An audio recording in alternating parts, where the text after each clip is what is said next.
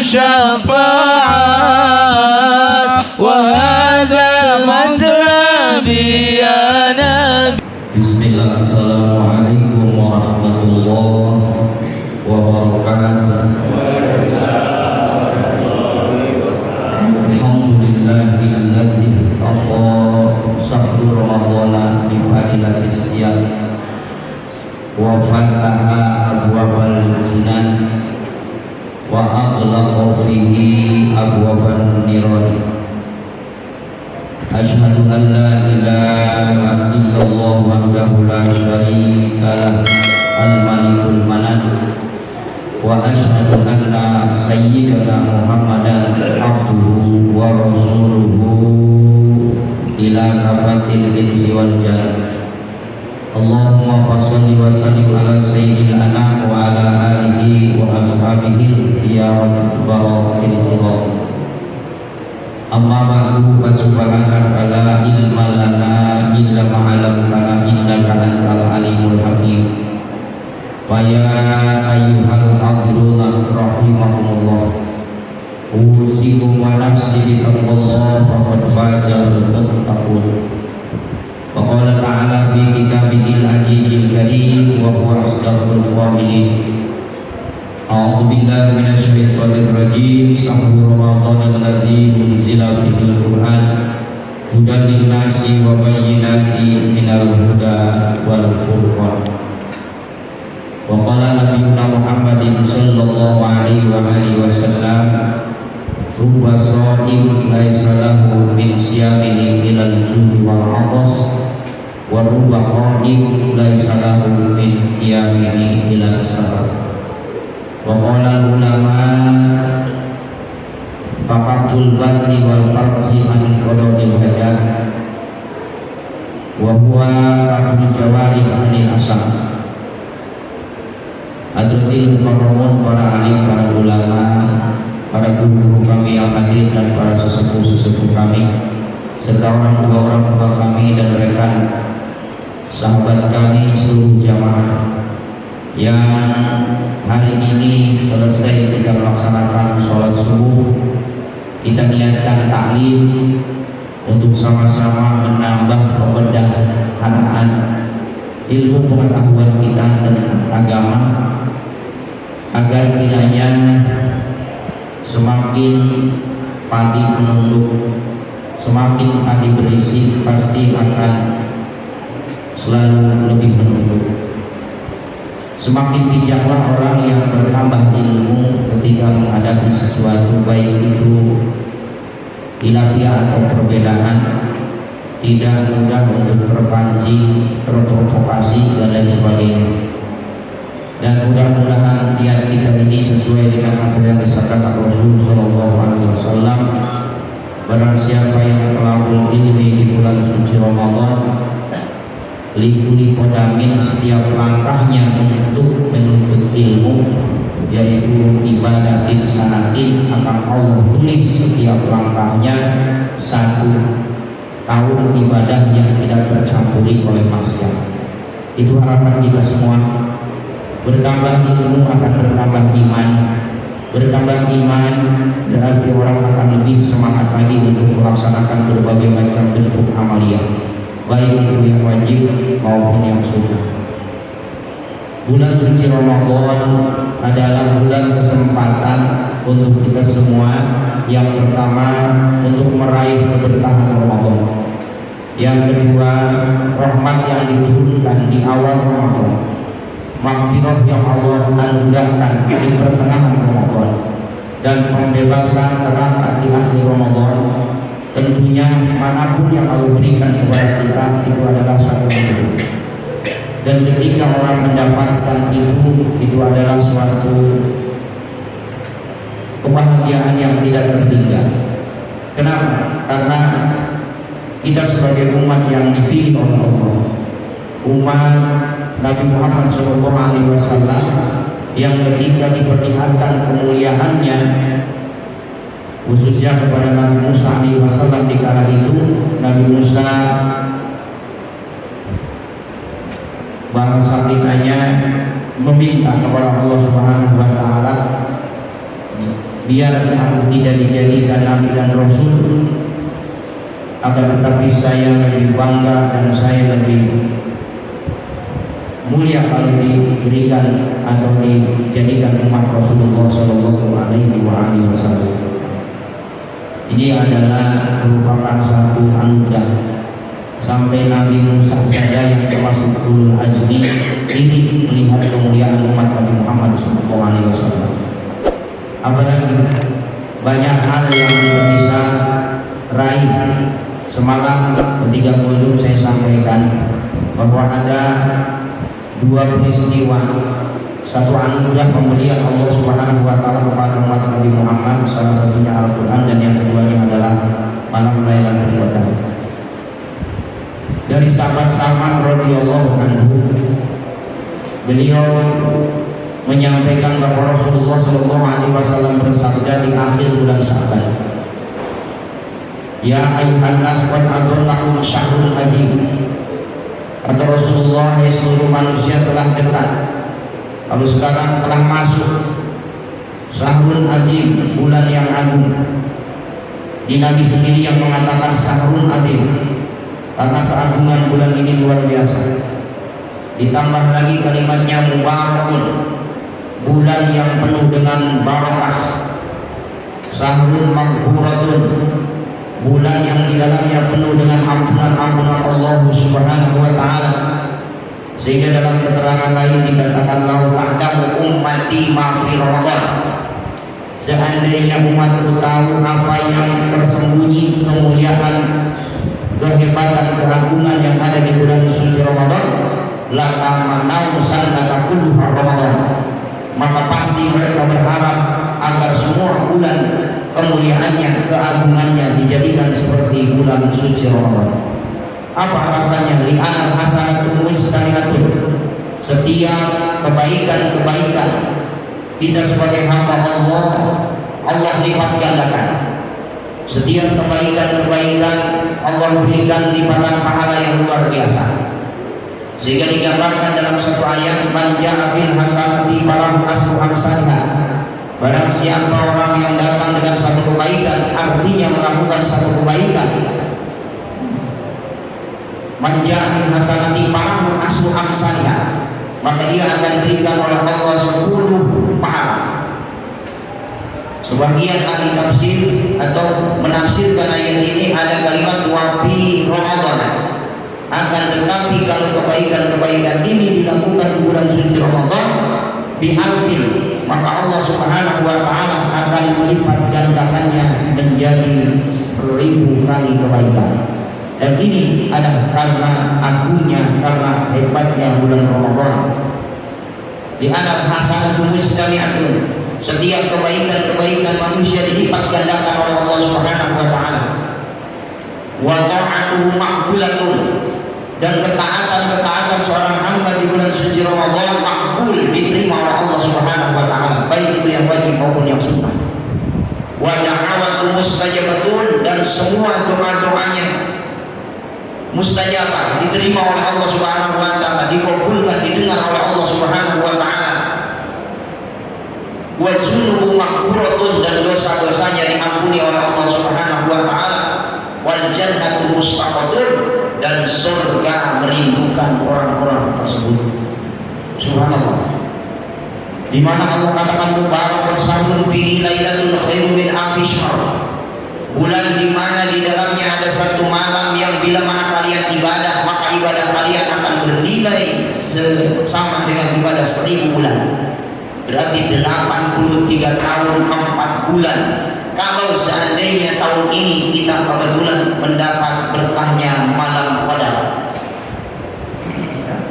subhanallah, dan malam Qadar itu sengaja dirahasiakan oleh Allah Subhanahu wa taala.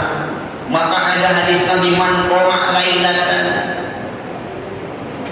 barang siapa orang yang mendirikan sholat di Lailatul Qadri, di malam Lailatul Qadar, ghufirallahu ma taqaddama min dzambi, Allah akan ampuni dosanya yang telah berlalu. Bahkan ada 3 tahapan orang yang menanti Lailatul Qadar. Yang paling utama, seluruh malamnya dia habiskan untuk ibadah. Dari mulai ibadah sunnah, lalu zikir, etika, tafakur, ya, membaca Al-Quran dan lain sebagainya, dia habiskan malam itu sampai terbit fajar. Itu yang paling hebat. Yang kedua adalah sebahagian malam itu dia gunakan untuk ibadah.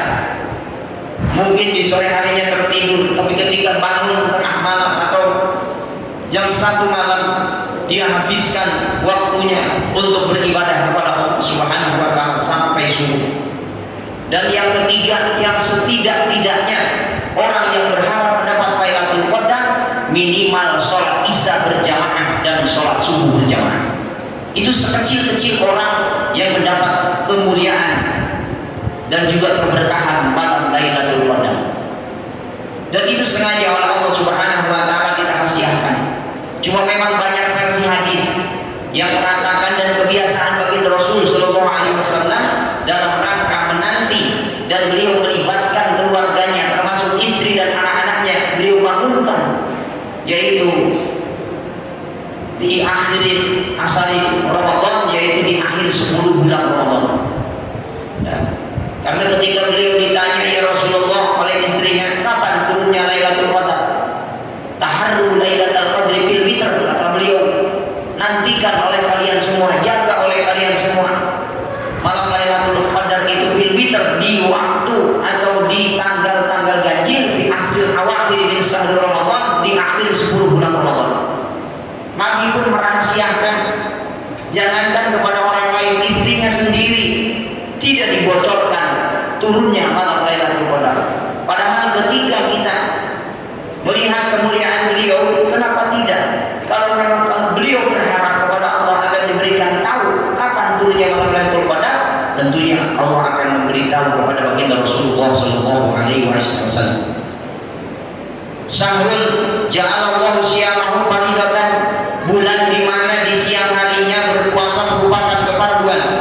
Wa qiyamul laili tatawuan, dan di malam harinya salat sunat tarawih merupakan satu kesunahan.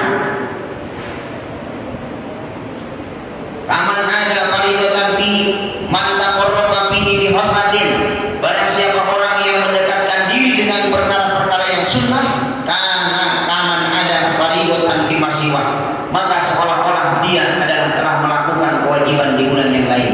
Dengan kalimat lain atau dengan kata lain adalah setiap pahala sunnah diberikan pahala wajib oleh Allah Subhanahu wa Ta'ala. Wa man ada faridatan bihi, dan barang siapa orang yang melakukan atau mengerjakan kefarduan di bulan suci Ramadan, karena kaman ada sabina faridatan bi masiwa, maka dia sama dengan melaksanakan 70 kali kewajiban di bulan yang lain.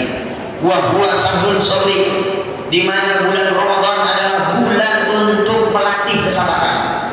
Wa sabru sawabul jannah, dan buah dari kesabaran itu adalah kebahagiaan atau surganya Allah Subhanahu wa Ta'ala. Kenapa tidak? Ketika kita berpuasa dengan hawa lapar dan dahaga, tidak sedikit orang tidak bisa mengendalikan hawa nafsunya sehingga kepengennya marah sama istri, marah sama anak, marah. Tapi di sana kita ditempa dengan kesabaran. Bagaimana cara mengendalikan diri karena kita sedang berpuasa? Sesusah apapun dilakoninya dengan sabar, dan sawabul jannah, dan buah dari kesabarannya adalah surga. Wasahrul wasati, bulan di mana orang lebih bersimpati di bulan Ramadan. Wasahrun yuzadu birrizqil mu'minin, di mana bulan ditambahnya rezeki orang-orang yang beriman. Man fatar fihi shaiman, barang siapa orang yang memberikan buka puasa kepada orang yang berpuasa di saat maghrib, maghfiratan li dzunubihi, maka akan menjadi penebus dosa-dosanya. Wa itqarrabati minan nar, dan akan menjadi pembebasan daripada api neraka. Wa kana lahu mislu ajrihi, dan dia pun akan mendapatkan pahala seperti orang yang berpuasa. Min ghairi ayyan usa min ajrihi syai'un, dan tidak sedikit pun orang yang berpuasanya dikurangi pahalanya oleh Allah Subhanahu wa Ta'ala. Lalu hal ini didengar oleh para sahabat, oleh sahabat Salman. Qalu ya Rasulullah, laisa kulluna yajidu ma yufatiru shaim. Ya maghrib bisa memberikan makan kepada orang yang berpuasa. Maka Rasulullah sallallahu alaihi wasallam yu'illahu hadza sawaba man fatar shaiman ala tamrati aw sarbatin ma'in aw madfatin labanin. Kata Rasulullah, tetap orang ini akan mendapatkan pahala seperti orang yang berpuasa walaupun dia hanya memberikan satu butir kurma, aw sarbatan ma'in atau seteguk air, aw masqatin labanin atau satu kenyotan susu saja. Itu sudah cukup bagimu akan mendapatkan pahala seperti orang yang berpuasa tadi. Subhanallah. Jadi tidak menyusahkan. Ya, makanya kalau kita umroh di bulan ini, udah barang tentu di Mekah itu padatnya lebih padat dari musim haji. Ya, dan orang sono pun orang Mekah semuanya kepengen sehari-harinya itu di Masjidil Haram, menghabiskan waktunya dengan iktikaf, dengan berzikir, dengan membaca Quran dan bersedekah. Di kala waktu maghrib, subhanallah, satu orang keluarga itu menyediakan makanan sepanjang 20 meter, diisi semuanya dengan makanan full. Untuk siapa? Untuk mereka-mereka yang puasa nanti biar makan makanan yang dia sediakan. Bahkan tidak merasa rugi ketika orang ini di si Arab ini menyewa orang untuk mengajak orang duduk di tempat makanannya. Artinya di makanan yang dia sediakan itu nyewa orang. Ya, Indonesia panggil ke sini. Indonesia ke sini duduk. Bukan bersama dengan aku. Jemaah sekalian, di sana itu orang berebut memberi sedekah. Sibuk, beda sama di Indonesia. Kalau di Indonesia sibuk berebut minta sedekah. Di sana itu berebut memberi sedekah, subhanallah. Ya, karena mereka betul-betul mengamalkan hadis tadi, man fatar shaiman ya kana maghfiratan li dzunubi wa iqrafatin minan nar. Ya. Nabi sehingga mempermudah. Beliau katakan, walaupun engkau hanya bisa memberi satu butir kurma. Makanya ketika berpuasa itu kita kadang-kadang sering melupakan sunnah-sunnah Rasul. Yang pertama, yang paling baik minum yang pertama adalah air jam-jam kalau ada. Tapi kan di Indonesia susah apanya? Susah belinya, merasa mahal. Ya. Kalau tidak ada air jam-jam, kurma basah. Kalau kurmanya kering, direndam dulu di air biar basah. Yang ketiga, air putih pengganti dari air jam-jam. Yang keempat, makan makanan yang manis-manis atau minuman yang manis-manis. Makanya selain itu kayak lontong, risol, gorengan itu tidak termasuk nominasi. Tidak termasuk nominasi sunnah Rasul. Hah? Itu jemaah sekalian, karena memang di sana tidak ada risol. Makanya ketika kita ingin mengamalkan sunnah Rasul, saya itu enggak satu pak aja, ya satu pak yang masih ada tangkainya itu Pak. Dalam satu bulan itu saya tidak habis berdua sama istri, karena anak sebenarnya masih di pesantren. Ya, dan saya tidak pernah tanya. Kalau nggak satu, tiga, nggak lebih dari itu. Ya, setelah itu minum, sholat maghrib.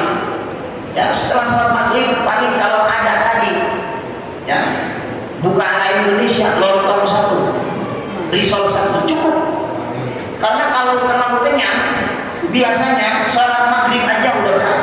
Apalagi nanti sholat sunat tarawih yang 20 rakaat, lebih berat lagi. Ini kadang-kadang puasanya puasa ngancem.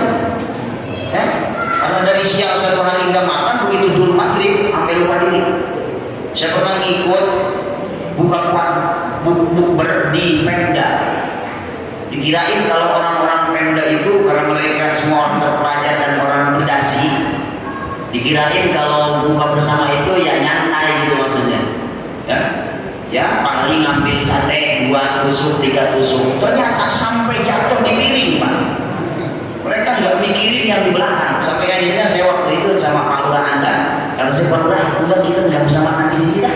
Kita kan udah batal tadi makan kolong satu sama air. Udah kita sholat maghrib aja. Habis sholat maghrib kebagian syukur, nggak kebagian pulang. Ya, itu. Nah, itulah dikatakan oleh Baginda Rasulullah Shallallahu Alaihi Wasallam, orang yang hanya pakabul batni wal farji anil khola'i syahwat. Jadi orang banyak yang berpuasa itu hanya menahan lapar dan dahaga dan kebutuhan seksual di siang harinya. Nah, ini barangkali yang dikatakan oleh Baginda Rasul Shallallahu Alaihi Wasallam, rubba shaim laisa lahu min siyamihi ila al-ju'i wal 'atash. Tidak sedikit dari mereka yang berpuasa tapi puasanya hanya mendapat dua, satu lapar, dua dahaga. Jadi pahalanya tidak ada. Orang yang hanya pakabul batni wal farji an qada'i syahwat. Makanya ulama membagi puasa itu tiga tingkatan. Ada saumul awal, saumul khawas, saumul khawasil khawas. Kita tidak membahas ini dulu, di terakhir aja nanti. Ya. Kita bahas satu hadis yang sering dan populer sekali, hadis ini yang sering kita dengar. Man shoma Ramadhana imanan wa ihtisaban dzukirallahu ma taqaddama min dzambi. Semua ustaz pasti hafal, jamaah pun banyak yang hafal tentang hadis ini. Ketika mendengar hadis ini bergembiralah kita. Kenapa? Karena dengan puasa 1 bulan akan bisa menghapuskan dosa yang telah lalu. Berarti dosa 1 tahun yang telah kita lewati kemarin dari Syawal sampai Ramadan lagi, dengan puasa 1 bulan terhapus dosa kita. Senang apa enggak? Kita jangankan menghitung dosa 1 tahun, Pak. 1 hari saja dosa kita hitung. Oleh diri kita sendiri yang melakukannya, kira-kira bisa menghitung nggak? 1 hari doang. Saya yakin tidak bisa menghitung dosa yang sudah kita lakukan, baik terhadap Allah maupun terhadap makhluk. Ini bisa menghapus dosa 1 tahun. Bayangkan dosa yang telah lalu diampuni oleh Allah Subhanahu wa Ta'ala. Nah, yang menjadi pertanyaannya, puasa yang mana yang mampu menghapus dosa 1 tahun? Ya, tentunya yang pertama, ini berdasarkan hadis Rasul, ya, jaga puasa kita, karena puasa itu seperti perisai. Ya, puasa itu perisai, selagi perisai itu tidak kau hancurkan, kata Nabi. Di dalam hadis yang lain dikatakan, man aftar yauman min sahri Ramadan. Barang siapa orang yang berpuasa batal 1 hari di bulan suci Ramadan, bi ghairi rukhsatin, tanpa ada rukhsah. Rukhsah itu hal yang membolehkan, ya, yang membolehkan kita batal puasa. Bi ghairi rukhsatin, tidak ada rukhsah, ya. Wala maradin, dan tidak sakit. Lam yaqdi shawma dahri kulli wa in shawma. Kata Sayyidina Ali, lalu dia kodok, dia ganti puasanya yang 1 hari yang batal sengaja di bulan suci Ramadan tanpa rukhsah, tanpa sakit, dengan seumur hidupnya, maka tetap, kata Sayyidina Ali, tidak akan sama berkahnya dengan 1 hari yang dibatalkan di bulan suci Ramadan tanpa ada rukhsah. Bayangkan. Tapi menurut fikih, orang puasa 1 hari batal, gantinya 1 hari. Tapi kata Sayyidina Ali, walaupun dia kotor seumur hidupnya, tidak akan sama keberkahannya dengan puasa 1 hari di bulan Ramadan yang dia batalkan. Ada apa? Berarti Ramadannya yang sangat luar biasa. Kemuliaannya, keagungan Ramadannya inilah yang membawa ibadah itu nilainya lebih di sisi Allah Subhanahu wa Ta'ala. Subhanallah. Ya. Nah, lalu bagaimana cara menjaga puasa? Yang pertama, mesti kita jaga secara syariah. Likulli syai'in da'in. Kalau bahasa santrinya begitu. Setiap sesuatu itu ada penyakitnya. Ya. Orang nanam padi tidak serta-merta menanam rumput. Tapi dengan sendirinya rumput akan tumbuh lebih cepat daripada padi kalau tidak dirawat. Ya. Orang menanam ikan atau ternak ikan tidak serta-merta memasukkan ular ke dalam kolamnya, tapi dengan sendirinya ular itu akan datang. Nah, ini ada yang dikatakan Likuli sayin dain, setiap perkara itu pasti akan ada penyakit, termasuk puasa Ramadan. Kenapa kata Nabi tidak sedikit orang yang berpuasa tidak dapat apa-apa kecuali lapar dan dahaga? Ya, mungkin saja mereka yang berpuasa tidak menjaga syarat dan rukun puasa. Ya, syarat dan rukun puasanya dan yang membatalkan puasa. Karena diterimanya satu ibadah itu harus disertai dengan sahnya ibadah. Karena syarat diterimanya ibadah, sah dulu ibadahnya. Dan ibadah yang sah adalah ibadah yang memenuhi syarat dan rukun ibadah itu sendiri. Nah, sedikit. Di dalam bulan suci Ramadan itu ada syarat wajib puasa. Ya, syarat wajib puasa yang pertama muslimun, seorang muslim, islamun, orang yang beragama Islam. Itu syarat pertama. Syarat pertama, alhamdulillah kita semua muslim. Yang kedua, wa'aklun atau taklifun. Kalau taklun hanya sekedar berakal, berarti syarat sahnya. Kalau syarat wajibnya taklif. Taklif itu adalah sudah terkena hukum akil balik. Kalau laki-laki sudah mimpi jima, perempuan sudah haid.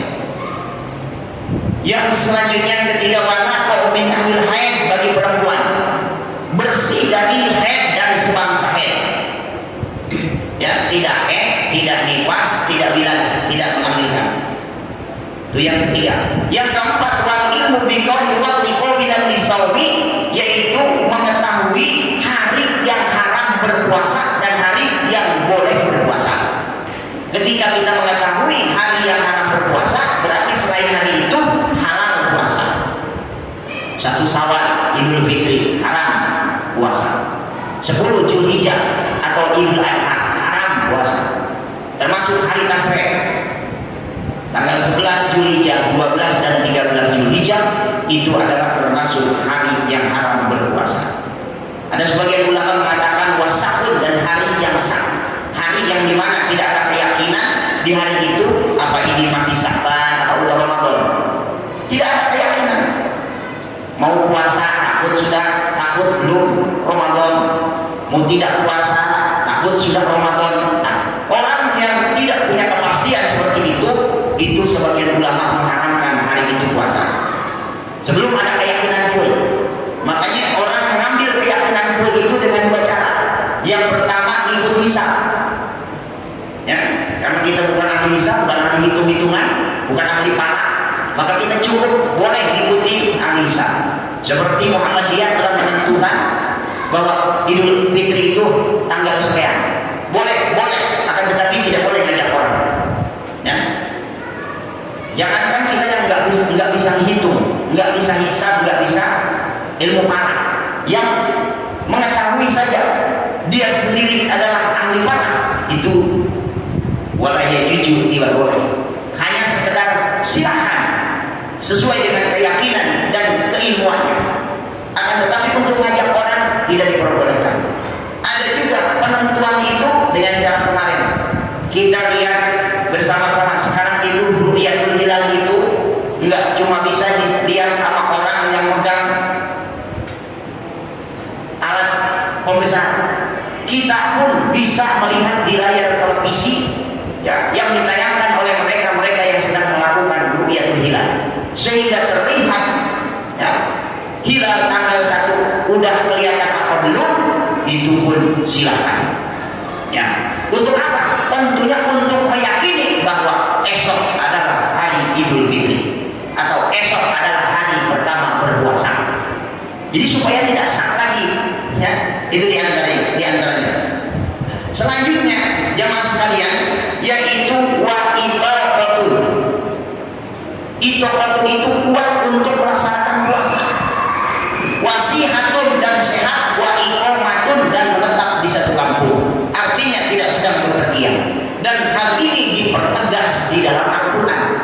Al-Quran dulu 184 ayatnya, ayyamam ma'dudat faman kana minkum maridun aw ala safarin fa iddatun min ayyamin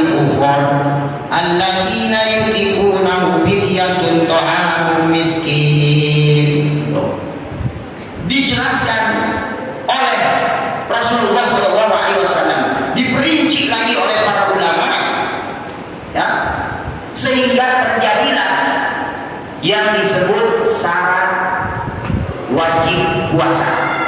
Ya.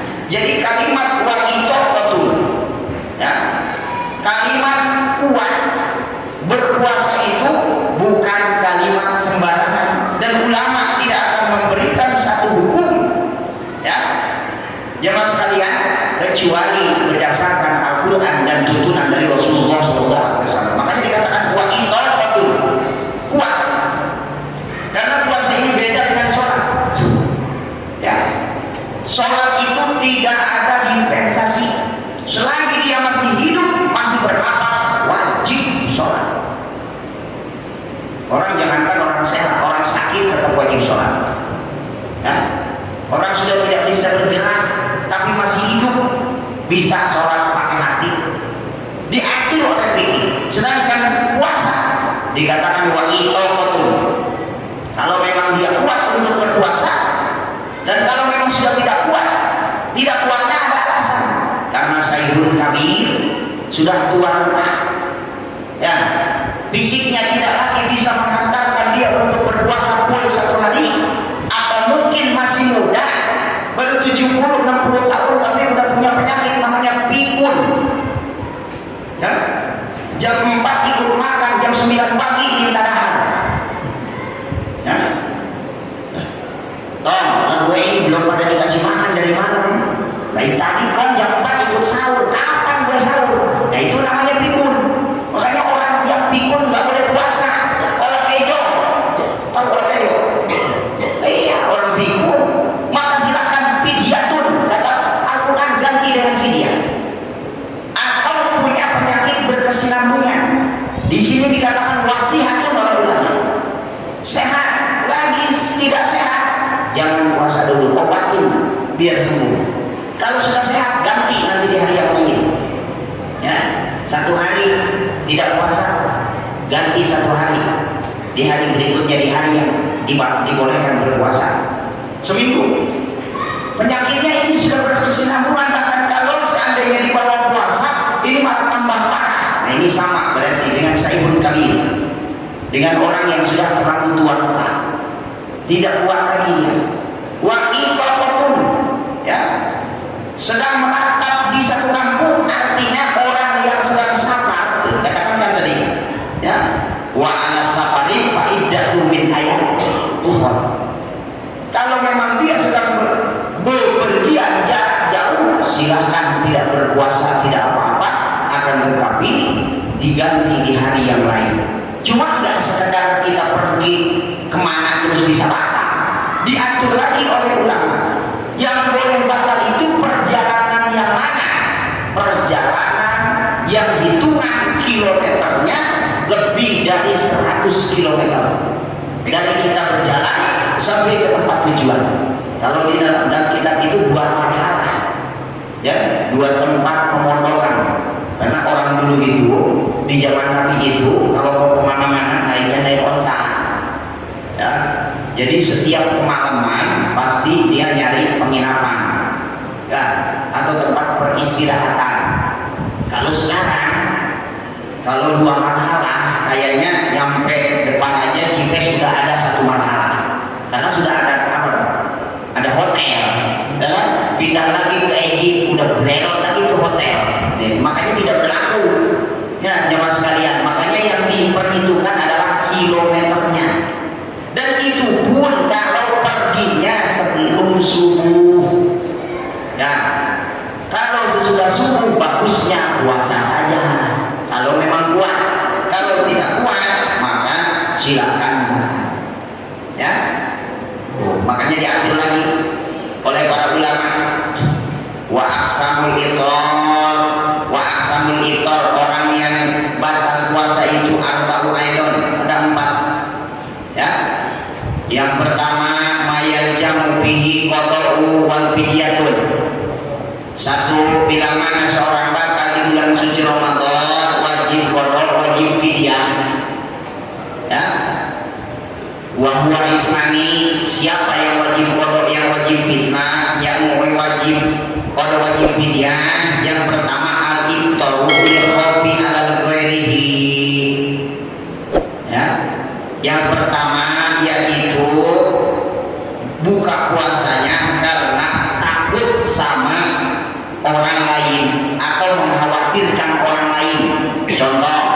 istri kita lagi hamil 8-9 bulan lalu tidak berpuasa, alasannya apa? Alasannya takut ada masalah dengan janinnya, berarti mengkhawatirkan orang lain. Atau sedang menyusui, kenapa Bu tidak puasa? Kalau di bawah puasa anak saya nanti mencret karena air susunya basi. Saya baru dengar tuh, namanya susu cap hutan, cap BH, ada yang basi. Padahal enggak, yang basi itu susu karet, kalau udah dibuka bisa basi. Namanya susu cap BH mah nggak pernah basi dari dulu. Saya 11 bersaudara, saya nomor 11 Pak. Harusnya saya udah minum susu kadaluarsa harusnya ya, karena sisa dari 10 orang, tapi nggak pernah. Ya, nah itu diantaranya.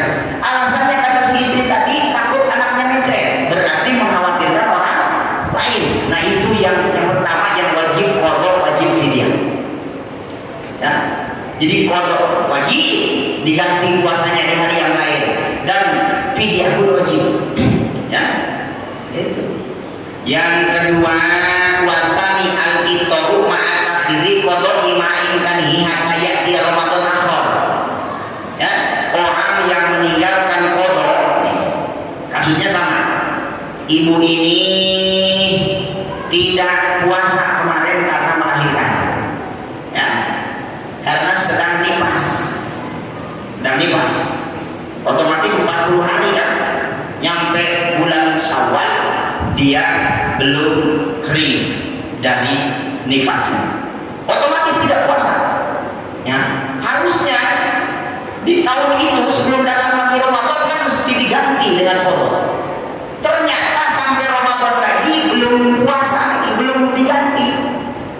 Nyampe Ramadan yang sekarang, maka dia wajib fidyah, juga wajib qadha.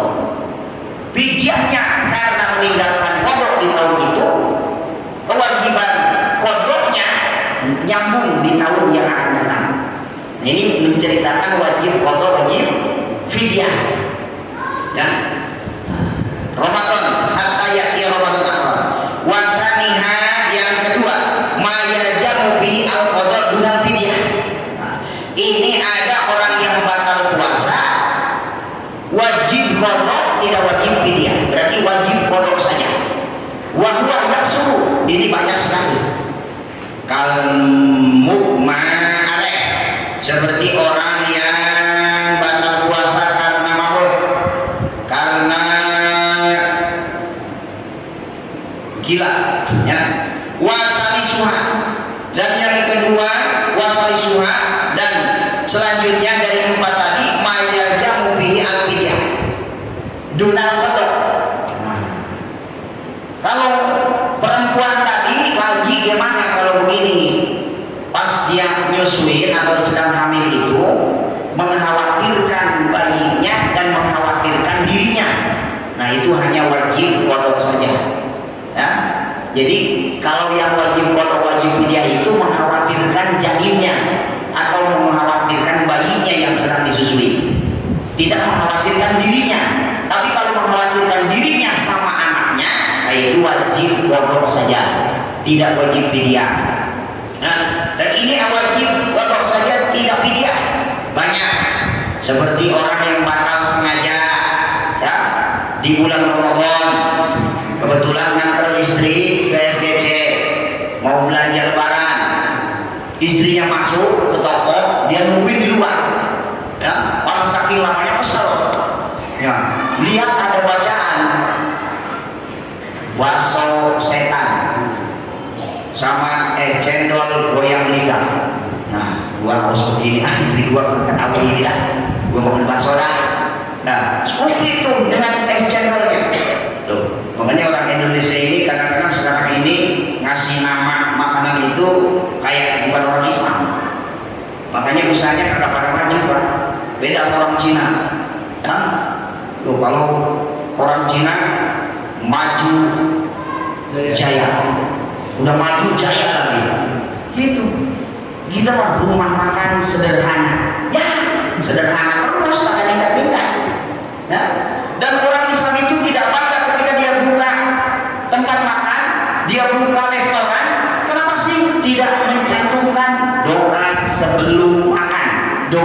sesudah makan. Saya ngumpet-ngumpet di Indonesia, khususnya bagian Jawa Barat, belum pernah nemuin yang namanya tempat makan ada doa mau makan dan sesudah makan. Padahal apa susahnya sih kita umat Islam? Ya, walaupun yang makan di restoran kita, di tempat makan kita bukan muslim semua. Ya barangkali dari 100 orang yang muslim ada 2-3 orang yang baca. Makanya saya ngasih nama, kan saya buka pelayanan akikoh, namanya UJ Berkah, Ustadz Jamil Berkah, maksudnya gitu. Saya biar orang itu setiap lewat baca gitu, jadi doa, jadi keberkahan itu. Makanya walaupun sebulan cuma jual 10-20 kambing, enjoy aja kita. Ya, itu. Sebetulnya kalau pengen banyak lakunya gampang. Bacanya wajib finasi bil haji yaqul rijal wa ala kulli dhamir yaqti min kulli fajin amir. Setelah sholat subuh 111 kali, insya Allah langganan kita berelok. Cuma kan kasihan istri kita, capek kan? Yang penting ustaz itu ada usaha, ada kasar. Nggak usah ustaz yang order kemana-mana. Santri siapa yang ngurus? Jamaah siapa yang ngurus? Rezeki tidak sampai di situ. Jamaah sekalian, wa may yatawakkal 'ala Allah wa huwa hasbuh. Ya, kita tidak pernah khawatir. Nah, ini orang banyak sekali di mulut barang kayak gini galau, Pak. Ya, mau mudik kagak punya duit, mau belanja kagak punya duit, akhirnya ribut mau sama bojo, sama istri. Kata saya, apa sih mau diributin? Kadang-kadang ada dari sekarang udah ada yang bertanya, Ustaz, kita lebaran itu Sabtu apa Jumat sih? Kata saya, kamu puasa enggak? Enggak lah, ngapain aja di lebaran? Ini memang orang yang bikin ribet ini kadang-kadang orang begitu, Pak. Puasanya dapat sehari doang, terawihnya setengah malam. Malam pertama doang, malam kedua nggak hilang. Ya, tapi yang paling ribet dia. Ya, daging yang paling laku dibeli oleh orang itu. Kalau kita menyantai aja, ngapain sih baju baru tidak wajib? Ngapain sih beli daging tidak sunnah? Ya, yang penting Ramadan ini nikmati dengan ibadah. Ya, wasanya mayu jamu al-qada' dunal fidyah, qada' saja tidak wa yahsulu al-ma'na. Wasadis mayal jamu bi al-bidayatun dunal qada'. Nah, ini fidyah saja tidak qada'. Nah, dikatakan dia wa huwa syaibun kabir, orang yang sudah terlalu tua karena tidak bisa lagi mampu lagi berpuasa, maka silakan fidyah saja, tidak mesti diganti puasanya dengan qada'. Wa rabi'uha la wa huwa majnun alladhi yata'adda bijununihi. Nah, ini yang terakhir, wala kalimatnya. La wala, tidak wajib qada, dia mah tidak wajib fidyah. Siapa? Al majnun, orang gila. Orang gila tidak terkena hukum syara. Ya, jadi orang gila kagak puasa tidak wajib qada, dia mah tidak wajib fidyah. Makanya enak tuh orang gila tuh. Ya, tapi saya nggak mau gila. Ya walaupun enak, ya tidak tertaklif oleh hukum syara. Nah, orang begitu, makanya dikatakan oleh Nabi, oleh ulama itu sampai sebegitu. Bagaimana kalau orang gila? Ya, orang gila itu sekali lagi wala wa huwa majnun alladzi lam yata'adda bi jununihi. Ya, yang tidak sengaja gilanya, alladzi karena gilanya tadi. Ya, beda lagi dengan gila mendadak. Gila sebentar juga kalau puasa kan membatalkan nih. Contoh, lebaran 20 hari lagi, tetangga kita kebeli enggak jauh-jauh ya, yang bagus-bagus lah, Innova keluaran baru ya.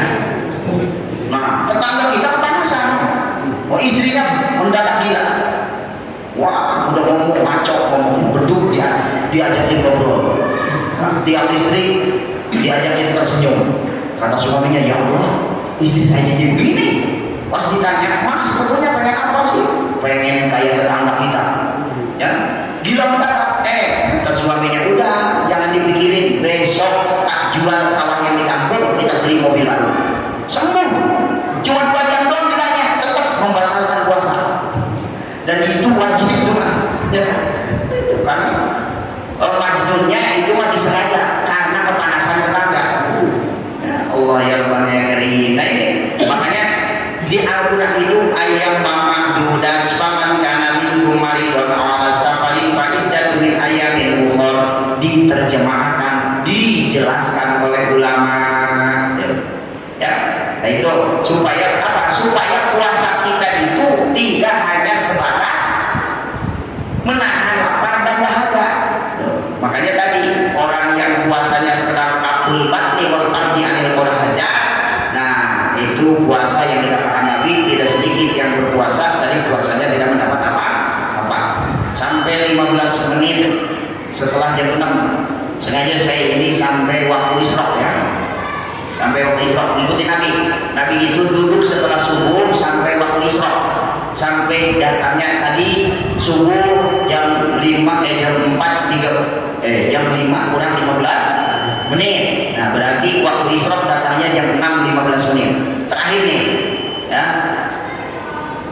Puasa itu tadi dibagi tiga. Saumul awam hanya pakakul batni wal farji an qadhi sahwa. Ya, yang kedua puasa itu puasa solihin. Puasa solihin yang pertama menjaga seluruh rangkaian syarat rukun puasa dan meninggalkan yang membatalkan puasa, sah secara syariah. Yang kedua, ya, wa huwa kaful jawari anil afam. Puasanya orang-orang soleh itu, para wali, para ulama, ya, itu puasanya bukan hanya sekedar pindah makan dari siang ke malam hari, tapi wa huwa kaful jawari anil asam, menjaga seluruh anggota tubuhnya dari melakukan hal-hal yang dosa. Para yatim zalika ila mudawamatil khamsatu asya, tidak akan sempurna puasanya orang soleh kecuali menjaga 5 hal. Yang pertama, gordul basor an kulli mayudamu sa'an. Yang pertama, menjaga pandangan dari perkara-perkara yang dianggap haram dilihatnya. Ya. Jadi dengan kata lain, bukan hanya sekedar perut yang ditahan, bukan sekedar dahaga yang ditahan, bukan hanya sekedar farji kebutuhan yang tidak diikuti, akan tetapi mata, ya, diikut sertakan berpuasa. Ketika mereka melihat yang haram, maka segera ingat, aku lagi puasa. Tidak lantas kebablasan. Ya, jadi mengikut puasakan matanya min kulli atau an kulli ma yudarausakan. Kita udah tahulah mana yang diharamkan, memandang apa yang tidak boleh. Seperti ngintip jahe, ya, ngintip janda heran, atau memandangnya disahwat dengan perasaan cinta dan kasih sayang. Ya, itu jamaah sekalian. Nah, itu kan ada hadis Nabi. Khamsatu asya, ya, tabdulu saw, ayat tabdulu sawaluhu, kalau nggak salah gitu tadi kalimatnya. Ada 5 hal yang membatalkan pahala puasa. Jadi puasanya secara syariah tidak batal, tapi kalau ini dilakukan batal. Ya, salah satu tadi wanajru bisahwat, memandang lawan jenis dengan syahwat. Nah ini biasanya orang-orang kantor yang agak susah nih. Ya, karena di kantor ini ada sekretaris yang kinclong, ya, itu jarang sekretaris yang goreng, yang kita jarang. Nah, yang sekalian, ya, di kantor, namanya di kantor. Kemarin saya ngisi di Blok F, ya, habis pengajian, Ustaz, justru saya yang paling sulit, katanya Ustaz. Saya kan ketemu klien, katanya perempuan dulu, katanya gitu. Ya kata saya, ketemu perempuan juga jangan pakai sama, nempoknya. Saya juga sama, kalau ketemu perempuan pulang dari sini ke pasar saya. Ya, jarang ketemu bapak-bapak, ibu-ibu mulu. Dari mulai perempuan yang pakai cadar sampai yang pakai celana sejengkal dari terminal Polok, kan ada di pasar. Ya, nggak susah gimana. Tapi kan kita nggak kebablasan. Yang nggak liatin cabai lalu liatin underdog, enggak, lagi puasa. Ya, yang kedua wahafidzi lisan, menjaga lidah an ghibah, dari ghibah, ya, an namimah, ya, terus an yaminil ghamus, an kadhib, tuh, menjaga lidah ini dari bohong. Ini dengan kalimat lain atau kalimat yang lain, mengikut sertakan lidahnya berpuasa. Ya, nah, makanya kalau puasanya orang-orang soleh, kalau lagi puasa ngomongin kejelekan orang, ya batal. Nah, kalau kita kan enggak bakal ngomongin orang, okay? Ya, itu batal bukan berarti secara syariahnya pahala puasanya hangus. Kalau bahasa kita begitu. Ya, yang ketiga kapul ujunain anis imain kullah makruhin. Yang ketiga menjaga telinga. Dari apa? Dari mendengarkan hal-hal yang tidak boleh kita dengarkan. Seperti orang lagi ngomongin orang nih, lagi ngomongin kejelekan orang lain, kita dengar sampai pengen tahu dari judul awal sampai judul akhir. Nah itu sama, yang ngomongin sama yang dengar harusnya kita ingatin, lagi puasa nih, jangan gibah.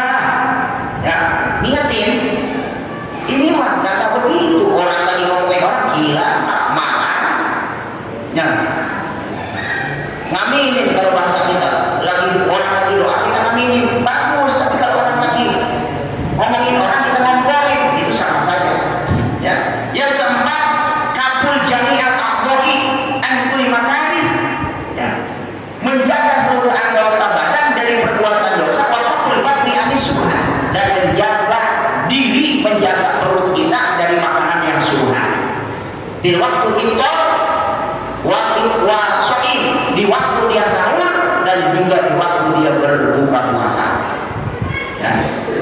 Ini yang subhat aja nggak boleh masuk, apalagi yang haram. Tuh. Karena dikatakan oleh ulama ijala makna li shaumi anit ta'amil halal sumal itoli anil haram. Tidak ada artinya orang yang sahur makan makanan yang halal lalu buka puasa pakai makanan atau minuman yang haram. Lamanya tidak ada artinya. Artinya puasanya tidak mendapat apa-apa berarti. Dan diumpamakan bakasul kaman dana kosong wa hadama misron. Orang ini seperti orang menggusur satu kota untuk membangun satu gedung. Kan satu gedung ada kota digusur tapi hanya buat bikin satu apartemen. Ya, berapa ribu orang yang kehilangan rumah, berapa ribu orang yang kehilangan pencaharian. Lalu dia bikin satu gedung. Nah, ini satu kebodohan. Makanya kata ulama, maka selalu bukan karena kosong wahada misron. Orang yang sahur pakai makanan minuman yang halal tapi bukanya pakai minuman makanan yang haram. Yang terakhir, Allah yastaksiro minal halal waqtal iftar.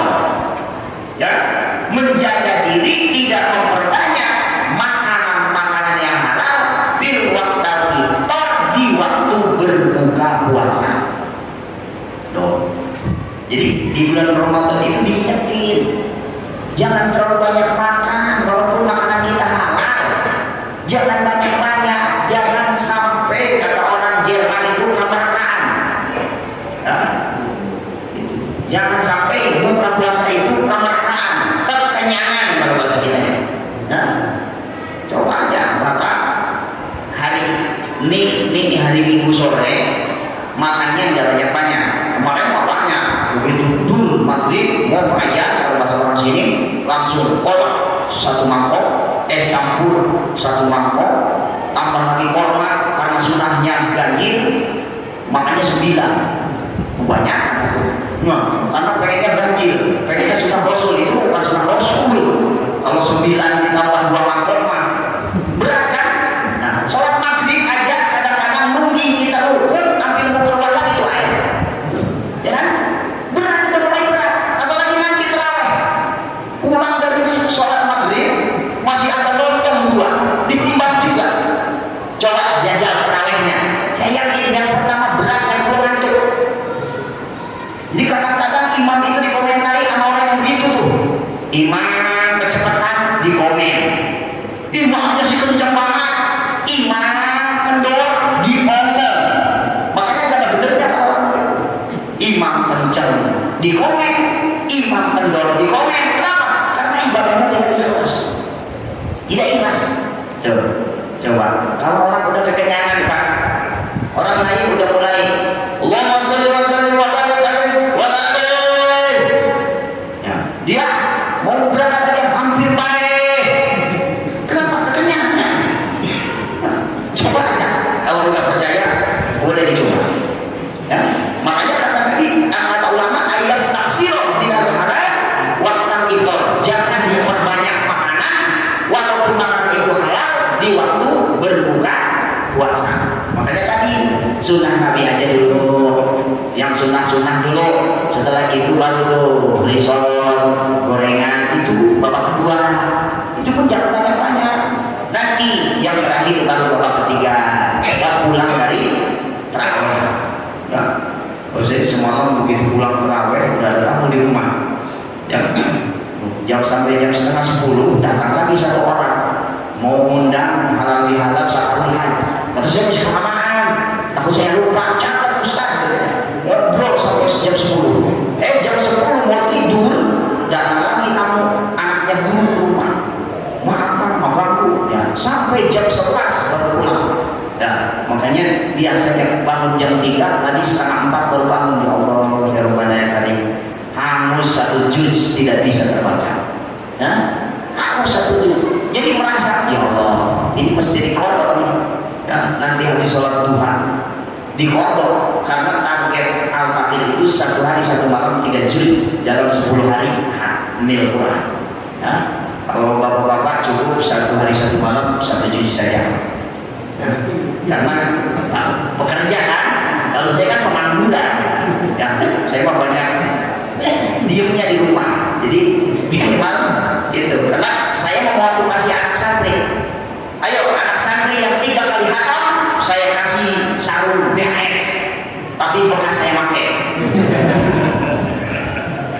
tahun saya pakai.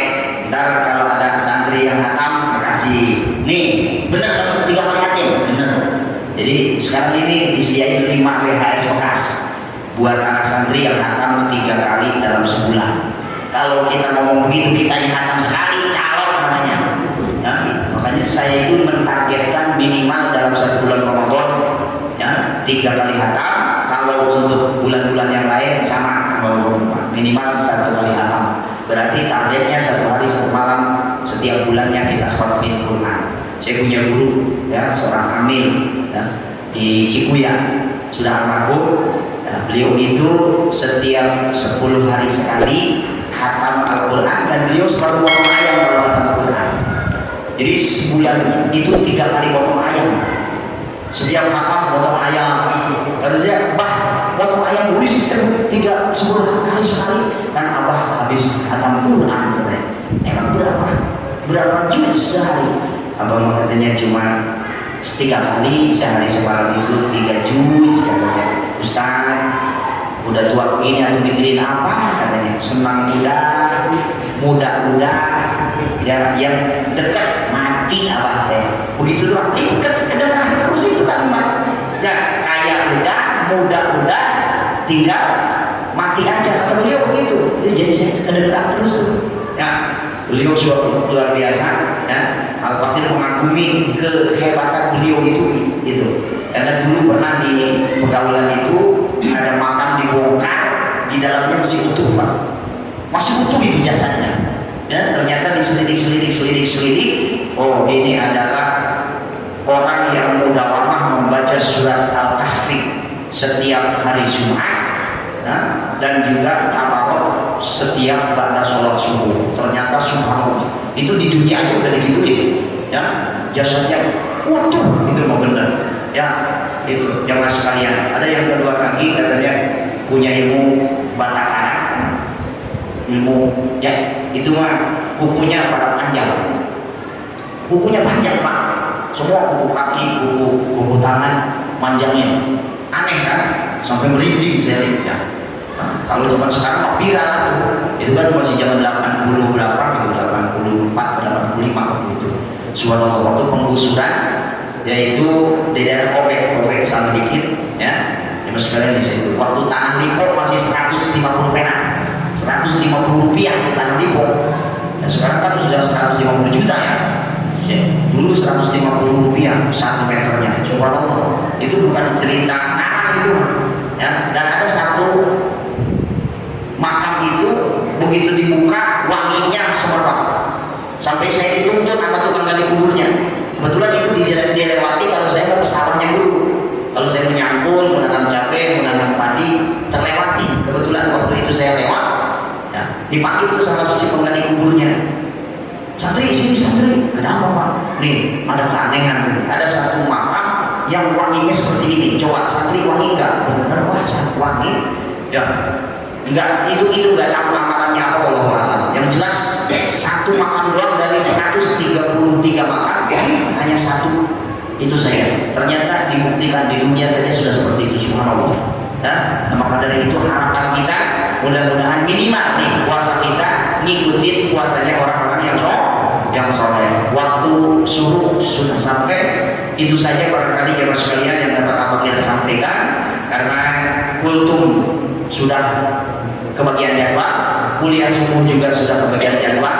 Tinggal kita sama-sama berdoa, mudah-mudahan masih ada sekitar 9 atau 20 hari sampai detik ini yang ke depan kita untuk melaksanakan kewajiban puasa. Mudah-mudahan Allah berikan sehat, Allah berikan kekuatan iman Islam, sehingga akhir Ramadan berakhir pula puasa Ramadan dengan full dan juga tarawih dengan full, dan bisa menghatamkan Al-Quran dan seluruh amal ibadah kita diterima oleh Allah Subhanahu wa taala. Allahumma sallimna wal muslimin wa afina wal muslimin wa afadna wal muslimin. Allahumma rabbana taqabbal minna salatana wa qiyamana wa siyamana wa qira'atana wa sujudana wa tahlilana wa khusyu'ana wa tahusyu'ana wa ta'budana wa ta'min kasiruna ya Allah bi rahmatika ya arhamar rahimin. Walhamdulillahirabbil alamin. Allah